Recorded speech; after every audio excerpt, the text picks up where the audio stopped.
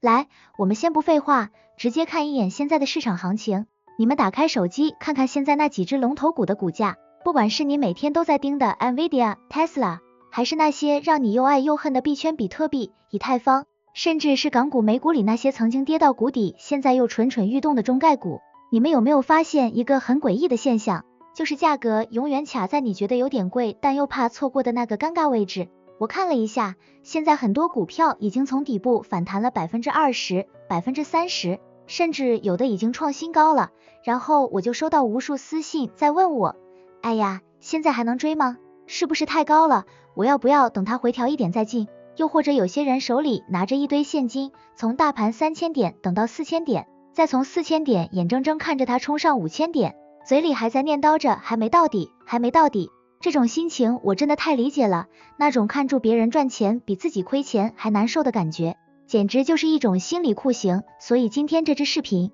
我不打算跟你们讲什么 K 线图、MACD 或者什么复杂的宏观经济数据，那些东西你们到处都能看到。今天我想跟你们来一场真正的灵魂拷问，聊聊为什么我们总是完美的错过最佳买点，为什么我们总是在该贪婪的时候恐惧，在该恐惧的时候又莫名其妙的自信。如果你不把这个心魔除掉，相信我，哪怕下一次财富自由的机会直接摆在你面前，你依然会两手空空，甚至亏得底裤都不剩。所以请你们一定要耐着性子把这支视频看完，甚至把它当成一个播客听完，因为在最后我会分享一个我最近看到的非常确定的赚钱机会。但如果你听不懂前面的心理逻辑，这个机会给你也是白搭。讲到错过买点，其实这背后藏着两个巨大的心理魔鬼。第一个就是拖延症，但我说的这个拖延症不是说你不想洗衣服或者不想写作业那种，它是投资里的绝症，是一种披着谨慎外衣的恐惧。我给你们讲一个我自己的真实故事，这是我很多年前还不是全职投资人的时候发生的事。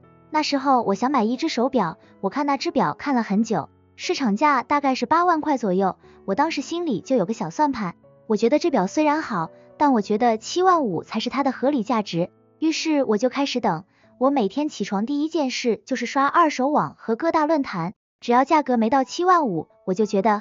市场还在泡沫里，我不买。结果你们猜怎么住？过了大概3个月，真的有一个卖家急用钱，挂了7万5。照理说我应该马上掏钱，对吧？但我没有，那一刻我犹豫了，我心里的那个贪婪的小魔鬼突然跑出来跟我说，哎，既然能从8万跌到7万5，那说明行情不好啊，没人接盘啊，说不定过2天能跌到7万甚至6万8呢，那我岂不是又能省几千块？我就这样抱着这种占便宜的心态继续等，结果就在我犹豫的那2天，那只表被别人秒了，然后市场突然回暖，那款表的价格一路飙升，后来直接涨到了10万以上，我当时真的想抽自己2巴掌，大腿都拍肿了，这是不是像极了你在股市里的样子？我们回想一下之前的行情，比如阿里巴巴或者腾讯大跌的时候，或者比特币跌到1万5的时候，当股价在100块的时候，你信誓旦旦的说太贵了，等到80我一定梭哈，卖房都要买。好，市场很给面子，真的跌到80了，这时候你敢买吗？你不敢，因为当股价真的跌到80的时候，伴随的一定是铺天盖地的坏消息，新闻会告诉你这家公司要完蛋了，经济要衰退了，世界末日要来了。这时候你的拖延症就发作了，你会告诉自己，现在局势不明朗，我要再观察一下，我要等到60块，那样才安全，我要追求极致的性价比。这就是心理学上最典型的损失规避。我们对于买贵了这件事的恐惧，远远大于错过赚钱的遗憾，至少在当下那一刻是这样的。于是你就一直等，一直拖，直到股价突然一个大阳线拉起来，从80拉回到90，你还在想这是死猫跳，骗炮的，肯定会跌回来，结果它一路不回头去到120，你彻底傻眼，只能在山顶上望洋兴叹。这就引出了我想告诉你们的第一个残酷真相，完美的买点永远只存在于历史 K 线图的回放里，而不存在于当下。你在当下那一刻永远无法确定那是最低点。投资里的拖延症其实不是因为你懒，也不是因为你笨，而是因为你想要一个无风险的进场点，你想要上帝视角，但这个世界根本不存在无风险的暴富机会。你们扪心自问一下，有没有人曾经为了等那个多跌5%的折扣，结果错过了后面200%、300%的涨幅？有的话在弹幕或者评论区打个有，让我看看有多少人和当年的我一样天真。但这还不是最可怕的，如果你说你不是拖延，你是个果断的人，那你为什么还是亏钱或者踏空？这就要讲到第二个魔鬼，这个比拖延症更隐蔽、更致命，那就是过度自信，这是一种以为自己是上帝的幻觉。我记得我有一次操作一只科技成长股，具体代码我就不说了，反正当时很火，我做了一波非常漂亮的分析，画了无数条线，算了各种估值模型，我预判它财报后会跌，结果它真的跌了。那一刻，我觉得我自己简直就是巴菲特附体，我觉得我能看穿庄家的底牌，我觉得市场都在我的掌控之中。于是，当股价跌到我预设的第一个支撑位的时候，我没有买，为什么？因为我过度自信的认为，凭藉我的分析，它还会击穿这个支撑位，去到更低的位置。我当时心里想的是，市场这群傻瓜都在买，但我知道宏观数据还没落地，肯定还有一波大跌。我要做那个最聪明的人，我要买在绝对的针尖上，我要买在最低的那1分钱。结果是什么？市场狠狠地扇了我一巴掌，那个支撑位根本没破，股价碰了一下就直接火箭发射，V 型反转。我当时看住那个 K 线往上冲，我还在嘴硬，我跟朋友说没事，这是不理性的上涨，是又多，马上会回调，结果他就再也没回头，一路创新高，我就这样眼睁睁看着几百万的利润跟我擦肩而过。这就是过度自信带来的控制幻觉 Illusion of Control。 我们总以为自己掌握了比别人更多的信息，或者以为自己的分析模型是无敌的，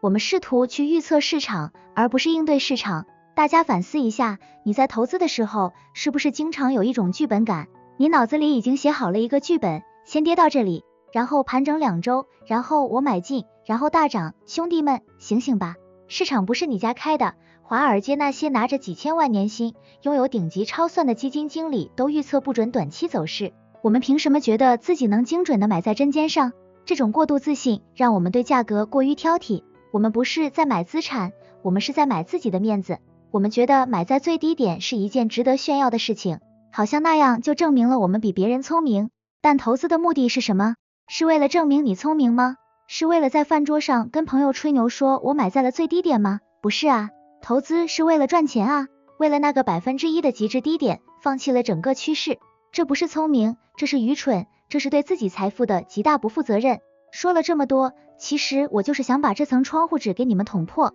我们作为人类，大脑的构造在原始社会是为了躲避狮子老虎的，不是为了在股票市场里做交易的。当恐惧来袭时，我们的本能就是僵住不动或者逃跑。这就是为什么你在暴跌时不敢买，而当贪婪来袭时，我们又觉得自己无所不能。这就是为什么你在高点不舍得卖，或者在低点还想更低。那么到底怎么解决这个问题？难道我们就注定是韭菜吗？难道我们就注定要被机构收割吗？当然不是，这就是我今天要给你们的解药，也是我这么多年用无数真金白银换来的血泪经验。这个方法听起来可能很简单，甚至有点无聊，但它真的有效，那就是把选择题变成填空题。不要再去问自己现在能不能买，因为这个问题是有情绪的，是有压力的。你要做的是建立一套机械化的规则，比如我现在的操作，我看好一个标的，我绝对不会想着一次性梭哈买在最低点，因为我知道我做不到，我会把资金分成5份、10份，跌5%我就买1份，